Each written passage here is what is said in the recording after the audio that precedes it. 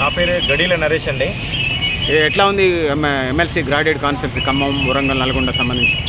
ప్రజెంట్గా ఖమ్మం, నల్గొండ, వరంగల్ పట్టభద్రులకు సంబంధించి ప్రశాంతమైన వాతావరణంలో మనకి ఎలక్షన్ అనేది మంచిగానే జరుగుతుందండి. కాకపోతే ఈసారైనా ప్రజలనే ఓటర్లు అనే వాళ్ళు కూడా ధర్మానికి అధర్మానికి మధ్య జరుగుతున్న పోరాటంగా భావించి వాళ్ళు సరైన తీర్పు ఇస్తారని మేము అనుకుంటున్నామండి. ఎందుకంటే ఇది జరిగేది రెగ్యులర్ ఎలక్షన్ కాదండి, బై ఎలక్షన్ నడుస్తుంది. ఎందుకంటే ఒకసారి నమ్మి అధికార పార్టీలో ఉన్న బీఆర్ఎస్ పార్టీకి ఇచ్చిన నాయకత్వాన్ని మధ్యలో వదిలేసి మళ్ళీ ఆయన ఎమ్మెల్యే పదవి కోసం ఇక్కడ ఉన్న ఎమ్మెల్యే పదవిని రిజైన్ చేసి మళ్ళీ ఎమ్మెల్సీ పదవిని రిజైన్ చేసి ఎమ్మెల్యేకి పోటీ చేసి ఎమ్మెల్సీని ఖాళీ చేయించాడు. అంతకుముందున్న తీర్మార్ మల్లన్న అనే ఆయన కూడా ప్రజల్ని మోసం చేసి, నాయకుల్ని మోసం చేసి ఆయనకి డబ్బులు కూడగట్టుకోవడం కోసమే చేశాడు తప్ప కాంగ్రెస్ పార్టీ నుంచి ఏం లేదు.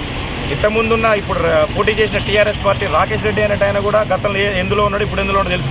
కానీ భారతీయ జనతా పార్టీని 40 సంవత్సరాల నుంచి కూడా అంటిపెట్టుకొని ఉండి నక్సలిజంతో కానీ ఎవరైనా నాయకులతో కానీ వివిధ పార్టీల ప్రలోభాలకు కూడా లొక్కకుండా గుజ్జుల ప్రేమేందర్ రెడ్డి గారు భారతీయ జనతా పార్టీ నుంచి ఈరోజు అదే సింబల్ మీద ఇన్ని సంవత్సరాలు పోటీ చేస్తూనే ఉండండి. శాసన మండలిలో కూడా రేపు పొద్దున ప్రజల గురించి కానీ, స్టూడెంట్స్ కానీ, నిరుద్యోగుల గురించి కానీ వాళ్ళ సమస్యలను లేవనెత్తాలంటే మాత్రం గుజ్జుల ప్రేమేందర్ రెడ్డి గారు మరొకసారి పోటీలోకి ముందుకొచ్చారు. ప్రజానీకం కూడా ఆయన్నే ఆదరిస్తున్నారండి. ఇప్పుడు చూస్తూనే ఉన్నారు భారతీయ జనతా పార్టీకి ఉన్న ఆదరణ అయితే ఏంటి.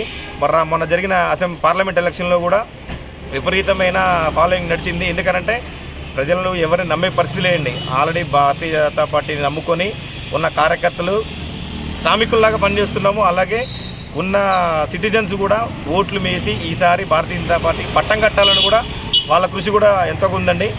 ఇవాళ బీఆర్ఎస్ ప్రభుత్వాన్ని కానీ కాంగ్రెస్ ప్రభుత్వాన్ని నమ్మే పరిస్థితి లేదు. ఎందుకంటే ఆయన ఇచ్చిన హామీలు కానీ, కాంగ్రెస్ పార్టీ ఇచ్చిన 6 హామీలు కానీ ఏది అమలయ్యే పరిస్థితి లేదు. ఉన్నదే రాష్ట్రం అప్పుల పాలు అయి ఉన్నది కాబట్టి దాన్ని ఇంకా అప్పుల పాలు చేస్తూ ఇంకా లోపలికి నెట్టడే తప్ప ఏమీ జరిగే పరిస్థితి లేదు. ప్రశ్నించే గుర్తు అనేది కూడా ఆ శాసన మండలిలో కూడా లేకుండా పోతే ఇంకా ఇబ్బంది పాలవుతుందని చెప్పేసి తీర్పు ఈసారి రొటీన్గా కాదండి, భిన్నంగానే ఉండబోతుంది. భారతీయ జనతా పార్టీ అభ్యర్థి గుజ్జుల ప్రేమేందర్ రెడ్డి గారు భారీ మెజార్టీతో గెలవబోతున్నారు. ఇది జనాలు ఇచ్చే తీర్పుగానే భావిస్తున్నాం. సంవత్సరానికి 2 కోట్ల ఉద్యోగాలు ఇస్తున్నటువంటి బీజేపీ ప్రభుత్వం 10 సంవత్సరాల్లో 10 రోజులు 20 కోట్ల ఉద్యోగాలు ఇవ్వకపోగా ఉన్న ఉద్యోగాలని పీకేస్తూ ఉన్నారు. రిటైర్మెంట్లే కానీ రిక్రూట్మెంట్ లేవు బీజేపీ ప్రభుత్వంలో. 1.5-2 కోట్ల ఉద్యోగాలు ప్రభుత్వ రంగ సంస్థల్లో అవుట్సోర్సింగ్లో ఖాళీగా ఉన్నాయి. మీరు పొద్దుగాల రాష్ట్ర ప్రభుత్వం మీద, కాంగ్రెస్ మీద, బీఆర్ఎస్ మీద అరవడం కానీ మీ పరిస్థితి ఏంది? మీరు 18 రాష్ట్రాల్లో ఉన్నారు, కేంద్రంలో మీరు ఉన్నారు. మీ సంగతి ఏంది? 18 రాష్ట్రాల్లో ఉన్న ఒకసారి ఆర్టీఏ ద్వారా మీరు వివరణ తీసుకోవచ్చండి. కేంద్ర ప్రభుత్వాన్ని చెప్పండి. అదే సార్, ఎన్ని ఉద్యోగాలు భర్తీ చేశారు? కేంద్ర ప్రభుత్వం ఇచ్చినది కూడా ఆర్టీఏ ద్వారా మనం తెలుసుకోవచ్చు. ఒక ఆర్టీఏ అనేది ఒక చోట రాష్ట్ర ప్రభుత్వం, కేంద్ర ప్రభుత్వం దగ్గర తీసుకోవచ్చు. ఎన్ని ఉద్యోగాలు ఇచ్చారు, ఇంకెన్ని ఇవ్వబోతున్నారు అనేది కూడా తెలుసు. రైల్వే వ్యవస్థని వాళ్ళు ఏ విధంగా చేశారో చూడొచ్చు. ప్రతిదీ మాట్లాడితే ఒగ్గు ఏదో సింగరేణి ప్రైవేటీకరణ ఎట్లా చేస్తారండి? 51% మీరు స్టేట్ గవర్నమెంట్ ఉంది, 49% సెంట్రల్ గవర్నమెంట్ ఉంది. దాన్ని ఎట్లా ప్రైవేటీకరణ చేస్తారు? బిఎస్ఎన్ఎల్ అనేది అన్ని ఉపయోగకరంగా అట్లాగే ఉంచుతున్నారు. ఇంకా ఓడరేవులు అనేది కూడా మీరు డెవలప్మెంట్స్ అనేది చూడండి. అండర్ గ్రౌండ్ నుంచి కూడా మీకు విమానాశ్రయాలు అంతకుముందు ఎంత ఉన్నాయి, ఇప్పుడు ఎంత ఉన్నాయి? 149 విమానాశ్రయాలు కొత్తగా ఇన్స్టాలేషన్ ఈ 10 సంవత్సరాలు ఉన్నాయి. గత ప్రభుత్వం ఎన్ని ఉన్నాయి? ప్రైవేట్ వ్యవస్థ అనేది మాట సార్, ఉత్తమ మాట, కల్లబొల్లి మాటలు జనాల్ని మెస్మరైజ్ చేయడం కోసమే. కల్లబొల్లి మాటలు ఆర్టీఐ చట్టం ప్రకారం పెడితే అన్ని లెటర్స్ కూడా ఉన్నాయి, పెట్టాలి సార్. అందుకనే అంటున్నా మేము కూడా అక్కడనే వివరణ కోరాలి. ఎందుకంటే కోర్టు ద్వారా ఖచ్చితంగా ప్రైవేటైజేషన్ కి మొగ్గు చూపుతున్నారు. ప్రైవేట్ అనే మీ బీజేపీ పాలనలో ధనికులు మరింత ధనికులు అవుతున్నారు, పేదలు మరింత పేదలు. ఎక్కడైనా పార్లమెంట్లో కానీ ఇంకెక్కడైనా కానీ మీకు స్టేట్మెంట్ ఎక్కడైనా ఇచ్చారా? ఏవైనా ప్రైవేటీకరణ జరిగింది, రబ్బర్ స్టాంప్ వేసి ఆ బిల్లు పాస్ చేశారా? ఇప్పుడు జరిగిన బిల్లులు, రాబోయే బిల్లులు కూడా ప్రతి ఒక్కళ్ళకి, కుల మతాలకి, ప్రాంతీయ భాషలు ఏం లేకుండా అందరికీ అనుగుణంగా ఉండే విధంగానే అన్ని చట్టాలు తీసుకురావడం జరుగుతుంది. పెట్టుబడిదారి వర్గాన్ని సపోర్ట్ చేసి ధనికుల్ని మరింత ధనికులు చేస్తుంది తప్ప పేదలను డెవలప్ చేయలేదు అంటారు. ఎక్కడ లేదు సార్, ఉత్తమ మాటలే. ఏ విషయమైనా ఉత్తమ మాటల ద్వారానే తప్ప ప్రజలే ఉత్తమ మాటలు. వాళ్ళు వివిధ నాయకుల, పార్టీల నాయకులు ఇండియా కూటమిని పెట్టారు. వాళ్ళు ఎక్కడ నిరూపించగలిగారండి? ఎక్కడ నిరూపించగలిగారా? నిరూపించిన ఎక్కడ లేదు. మాటలు మాత్రం జనాల్ని మోసం చేసే పద్ధతిలో ఉన్నారు. ప్రైవేట్గా అన్ని అమ్మవిస్తున్నారు ప్రభుత్వ రంగ సంస్థలు. ఇప్పటి వరకు వచ్చిన ప్రైవేటీకరణ మీరు ఒకటి చెప్పండి.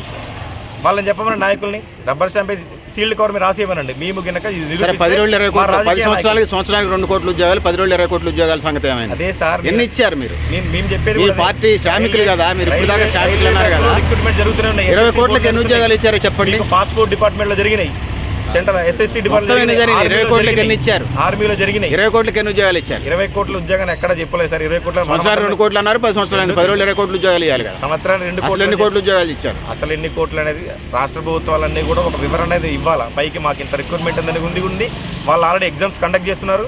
మేము చేసిన కండక్ట్ దాన్ని కూడా రచ్చ రంబోలా చేశారు. ఏది మొన్న రైల్వే రిక్రూట్మెంట్ బోర్డుకి సంబంధించి అంత చికాకు చేశారు, మీరు చూశారు. కానీ స్టూడెంట్ల జీవితాలతో ఆడుకున్నారు. ఏం చికాకు చేశారు? సికింద్రాబాద్ రైల్వే స్టేషన్లో అనవసరమైన ఇష్యూస్ సృష్టించి ఎగ్జామినేషన్కి అనవసర విషయాలు సృష్టించడానికి సంబంధం ఏంది? వాళ్ళని ఎగ్జామ్స్ రాయడానికి ట్రైనింగ్ సెంటర్లో ఉన్న వాళ్ళు, కోచింగ్ సెంటర్లో ఉన్న వాళ్ళు ఉసుగొలిపి రైల్వే స్టేషన్ తగలబెట్టించడం, రైల్వే తొలగించిన గవర్నమెంట్ వ్యవస్థ ఏ విధంగా లా అండ్ ఆర్డర్ ఉంది. మీరు పక్క డొక్కదారి పెట్టిస్తారు ఎందుకు? ఉన్న విషయాన్ని స్టడీ చెప్పండి. మీరు వాడేవాడు రైల్వే స్టేషన్ తగలబెడితే లా అండ్ ఆర్డర్ ఉంది, అది చూసుకుంటారు. మీరు ఖాళీగా ఉన్న ఉద్యోగాలు భర్తీ చేయాలి కదా.